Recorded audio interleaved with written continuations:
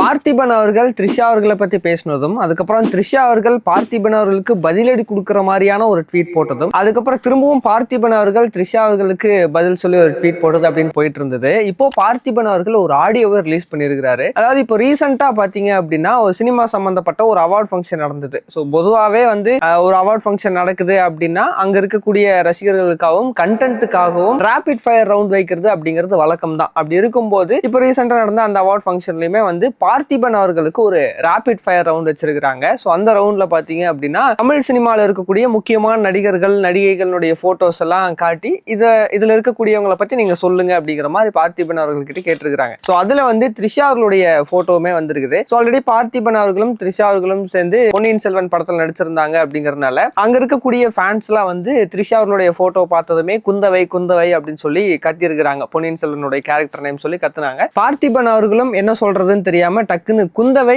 இப்போதைக்கு வீட்டிலேயே கொஞ்ச நாள் குந்த வச்சிருக்கிறது நல்லது, ஏன்னா வெளியே நிறைய பிரச்சனைகள் நடக்காம வந்து தடுக்கலாம் அப்படிங்கிற மாதிரி பார்த்திபன் அவர்கள் சொல்லிட்டாரு.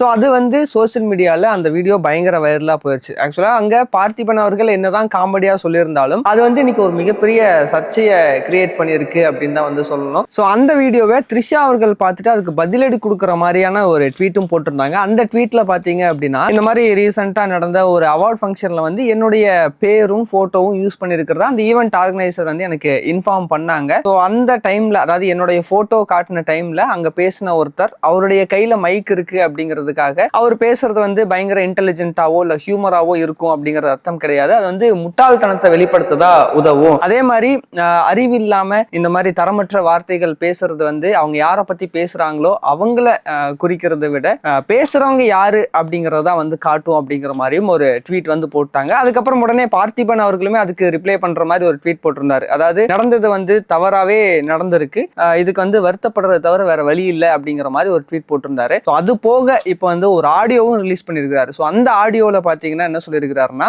அதாவது இப்போ அங்க நான் பேசும்போது எல்லாருமே குந்தவை குந்தவை அப்படின்னு கத்துனதுனால நான் வந்து ஒரு வார்த்தை ஜாலத்துக்காக மட்டும்தான் அதை சொல்லியிருந்தேன். ஸோ அதுக்கப்புறம் வந்து நான் கீழே இறங்கி வந்து அந்த ஈவெண்ட் ஆர்கனைசர் கிட்ட இந்த வீடியோ போட வேண்டாம் அப்படிங்கிற மாதிரியும் சொல்லியிருந்தேன். பட் இருந்தாலும் அங்க நிறைய ஃபேன்ஸ் இருந்ததுனால யாரோ ஒரு ஃபேன் எடுத்த வீடியோ சோசியல் மீடியால வைரலா போய் அது வந்து ஒரு சில பேருக்கு ஒரு வருத்தத்தை கொடுத்துருக்கு. ஸோ அதனால வந்து நானும் இப்போ ரொம்ப வருந்துறேன் அப்படிங்கிற மாதிரி ஒரு ஆடியோவும் ரிலீஸ் பண்ணியிருக்காரு.